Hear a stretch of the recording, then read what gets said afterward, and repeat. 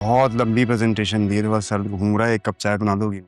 मैं आपके लिए अभी चाय लेकर आती हूँ, आप कमरे में जाके आराम करें। नहीं, कमरे में क्यों? मैं यहाँ लेट जाता। नहीं नहीं, अब यहाँ लेटने की जरूरत नहीं है, कमरे में जाए ना आराम से। क्यों भाई, कमरे में क्यों? यहाँ बैठने में क्या मसला है?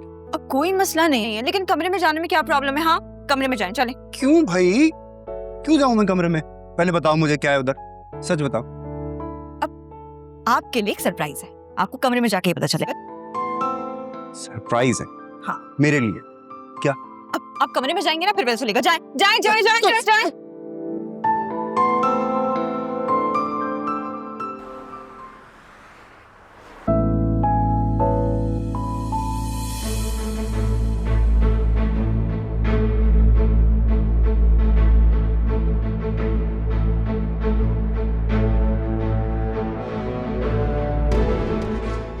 भाई, कैसा लगा आपको आपका सरप्राइज?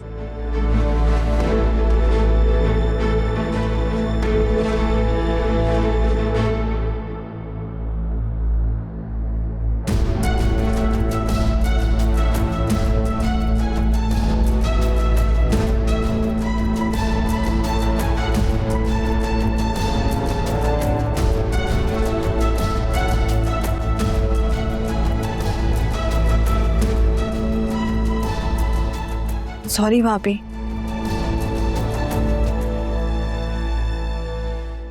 सॉरी।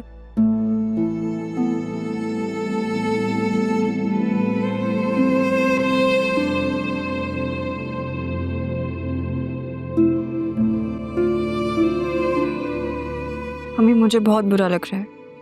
भाई को ना भाभी के साथ इस तरह से बिल्कुल नहीं करना चाहिए था।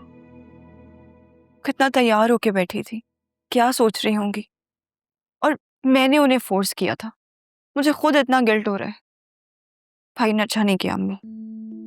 हाँ, राफे ने वाकई गलत किया है बहुत, लेकिन अरीशा को यूं अचानक देखकर उसे वो सब कुछ याद आ गया होगा जो हामिद भाई के घर पर हुआ था उस दिन, इसीलिए शायद गुस्से में आ गया हो।